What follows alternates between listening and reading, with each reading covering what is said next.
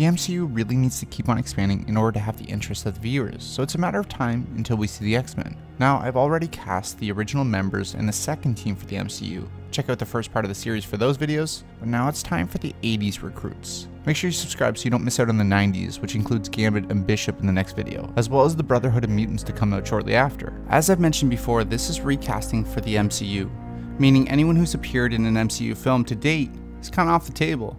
I'm also trying to cast people who haven't donned a superhero persona before. I'd really like these actors to be those characters.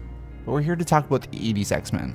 Some of these characters are very of their time, but they've stuck around for a long time and they've turned into some of the most beloved and prominent characters in the X-Men universe. All of these characters don't need a starring role in the MCU, but I would love to see them in some facet. I'm sure I'm going to miss out on some characters introduced in the 80s, but these are the ones that I feel need to be part of the X-Men lineup at some point. So today we're recasting Kitty Pryde, Rogue, Psylocke, Dazzler, and Forge. So let's recast the X-Men. First up we have Kitty Pryde. Now Kitty Pryde, or Shadowcat, is one of my favorite X-Men. Although I don't mind Ellen Page in the role, she happened to join the X-Men franchise when it kind of fell apart. I wish we saw more of her in Days of Future Past and saw a glimpse into that potential relationship with Colossus, which was alluded to at the end of the film. Now with the rest of the X-Men up to this point, I've gone for a more mature vibe. They start off as the characters we love, and they've been the X-Men for a while. But for Kitty Pryde, I think it's important that her character needs to be younger and more vulnerable at the start. I want to make sure the actor looks the part and can act like a teenager, but can evolve into someone who's more strong and capable. Much like Bobby Drake, she's portrayed in the comics like a kid sister, and I want that, but I also want someone who can grow into a more senior role. That's why I think Caitlin Dever would kill this role. I know a lot of other names have been tossed around for this part, but I feel like Caitlin has proved herself as one of the best young talents working today. She's impressed me for a while, and she's really shined in a varying amount of roles. She's incredible in Short Term 12, and equally as brilliant in Booksmart. She nails that teenager vibe, but more importantly, she has that uncertain nature and that vulnerable side to her. You know what I never got? Ever? From anybody? An apology. Even I know, when you mess up, you apologize. When you mess up so bad, when your one stupid mistake ruins a person's entire life, you apologize more. I'm sorry. Next time, do better. She can hold her own in a dramatic or comedy scene. She can really do it all, and I'd love to see her as Kitty Pryde.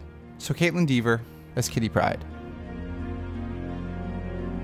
Next up we have Dazzler. Now Dazzler is definitely a product of the 80s and looks it.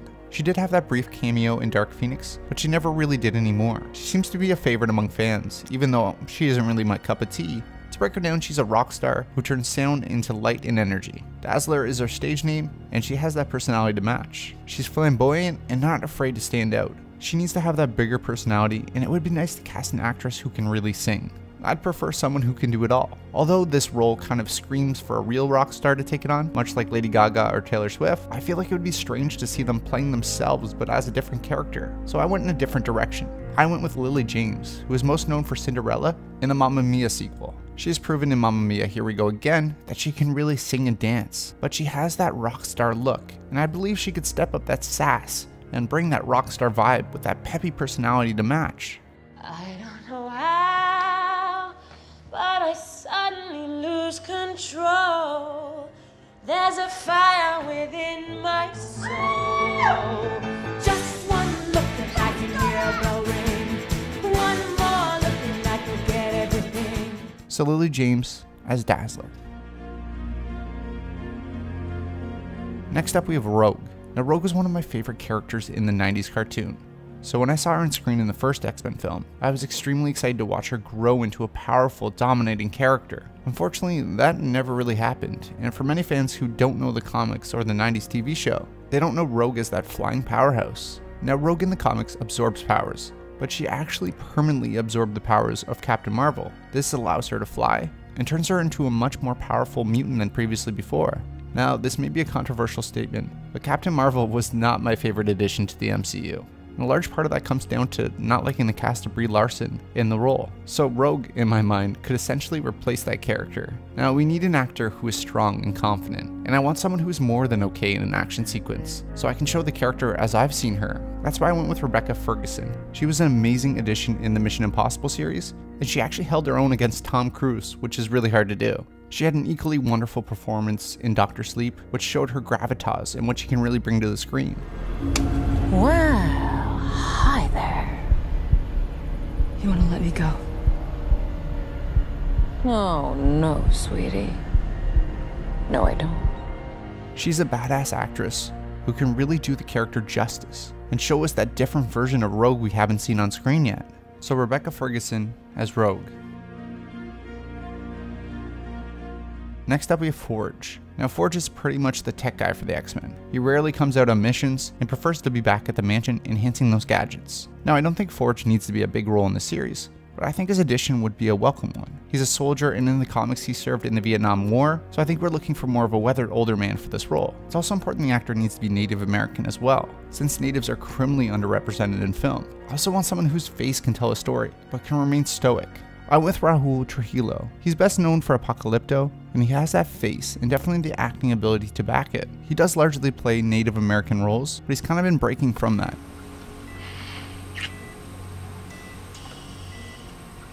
I love you, brother. Forgive me.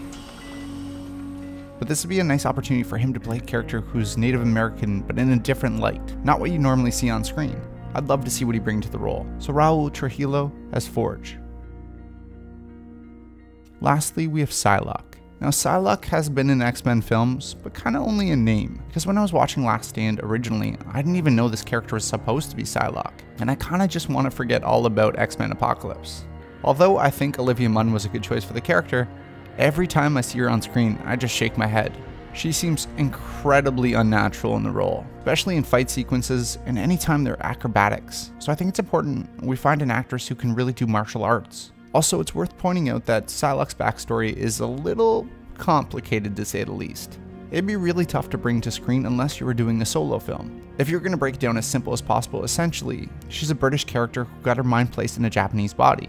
This might be too much for a team adventure. I mean, they could explore this, but what's more likely to happen is having a Japanese actress who can speak English naturally. I went with Sonoya Mizuno, who is Japanese and born in Japan, but was actually raised in England. She is one of those untapped talents that really hasn't broken fully into the mainstream, but you can really see through her limited roles that she's really a chameleon. She can change her looks and acting style depending on what the role demands. Like, can you tell this is the same actress in these roles? But some things are random. Then name one. Selection. Selection of what? Selecting from things that are all the same. What things are all the same? Objects. Identical copies of a book at a bookstore.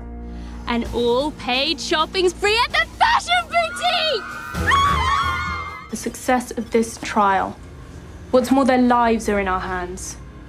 No more mistakes. That's someone in the crowd. But it's in her first film, Ex Machina, where I really noticed her and what she'd be able to do in this role. Now, she has extremely little dialogue in the film, but she brings such emotion and weight to her performance. Kyoko. Where's Nathan? Where's Nathan? Jesus Christ, you really don't speak a word. What the f? No. I think it would work really well for Psylocke, speaking up only when she needs to, and I think she could really pull that off. She also trained as a ballet dancer as well. As people always say, dancers do really well in fight choreography because it's like following dance moves. I'd like to see more of a ninja take on that character. So Sonoya Mizuno as Psylocke. So what do you think of my choices? Who would you cast? I always love reading your comments below. As I said before, make sure you subscribe so you don't miss out on the 90s recruits. As always, thank you so much for watching. Please subscribe. And thank you so much to this video sponsor, Rocky Mountain Barber Company. With over 300,000 guys worldwide using their hair, beard, face, and body care products daily, you're guaranteed to find something that will wake you up in your morning routine. When they reached out, they sent me some sample products, and I've been using the pomade ever since, and I'm loving it. I've also been growing a quarantine beard, which my wife hates, but their beard oil is making it a lot less scratchy. So go to their website and check out their shaving club, as well as their full line of products. Link is in the description below. And thank you to my patrons Adam Gray, Jeremy Jacobs, Jenny Edwards, Gamer Shauner, Gunnar Legland, Colleen West, Marco Perry, Roland, Aidan McShane, Shalon Hudson, Kieran Hunt, Joris Conan, Brendan Warner, Sweevy, Alex Tao, Derek B. Bell, Jacob Wolf, Alexander Gardulo, Lisa Hewer, Rachel Kilker, and James Rogers. Thank you so much for your support, guys, and I'll see you in the next video.